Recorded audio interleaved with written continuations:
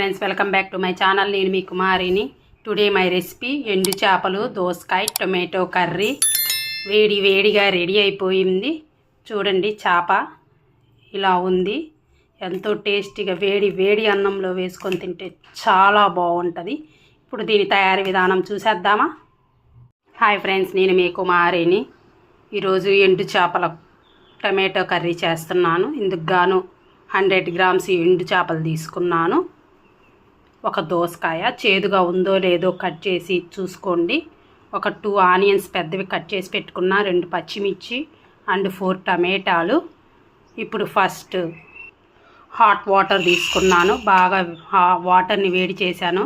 ఇందులోకి చేపలు వేసుకుందాము. నీచు వాసన ఏదైనా ఉంటే పోయిద్ది. దానిపైన ఉన్న స్మెల్ లేయరు అంతా పోయిద్ది.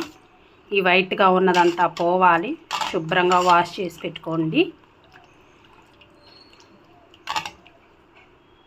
కాసేపు పక్కన పెట్టుకోండి. దీన్ని చూడండి, లేయర్ వస్తుంది, అదంతా పోవాలి, క్లీన్ అవ్వాలి.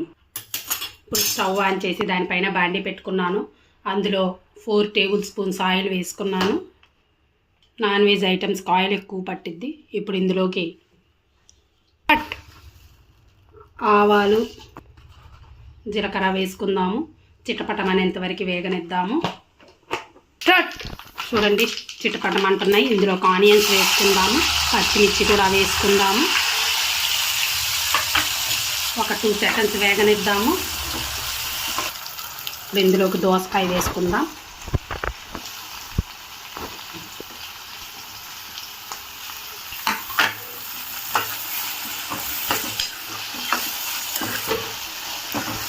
ఒక 5 మినిట్స్ బాగా మగ్గాలి దోసకాయ.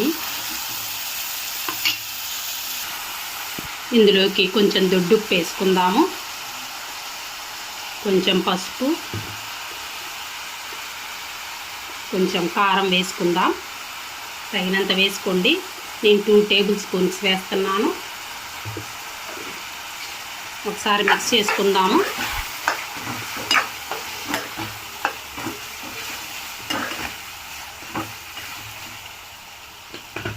ఇప్పుడు ఇందులో కొంచెం అల్లం వెల్లుల్లి పేస్ట్ వేసుకుందాము.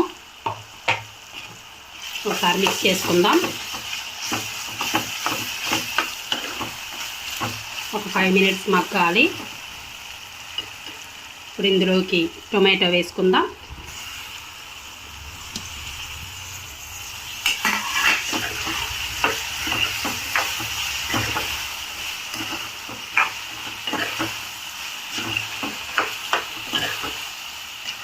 ఒక 5 మినిట్స్ బాగా మగ్గాలి.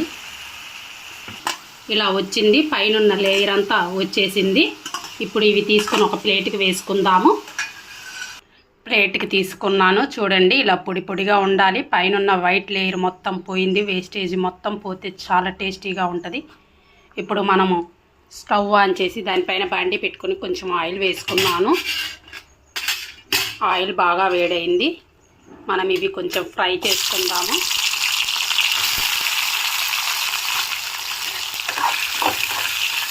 ఇవి కొంచెం బ్రౌన్ కలర్లోకి వచ్చేంత వరకు ఫ్రై చేసుకుందాం మనం.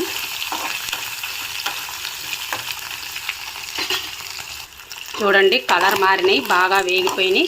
ఇవి ఇప్పుడు ఒక ప్లేట్లోకి తీసుకుందాము. కొంచెం దోసకాయ, టొమాటో మెత్తబడింది. ఇప్పుడు ఇందులోకి వేపుకున్న ఫిష్ వేసుకుందాం. ఎండు చేపలు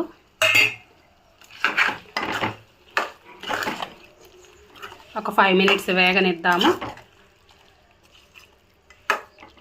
చూడండి, అసలు వండుతుంటేనే మంచి స్మెల్ వస్తుంది.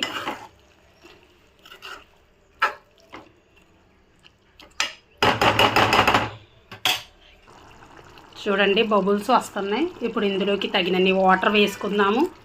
దోసకాయ ఉడకాలి కాబట్టి కొంచెం చేప, దోసకాయ ఉడకాలి. వాటర్ ఎక్కువ పట్టవు దీనికి. ఇది కొంచెం ఉడికేంత వరకు మూత పెట్టుకొని పక్కన పెట్టుకుందాము. కర్రీ రెడీ అయిపోయింది. చూడండి, ఇలా చిక్కగా బాగా కుదిరింది. దోసకాయ కూడా బాగా మెదిగింది. ఇందులో కొంచెం ధనియా పౌడర్ అండ్ కొత్తిమీర వేసుకుందాము. కర్రీ రెడీ అయిపోయింది. చూడండి, చేప ముక్క కూడా తీసి చూపిస్తున్నాను మీకు. చూడండి ఎంత స్మూత్గా ఉందో. ఇలా ఉండాలి.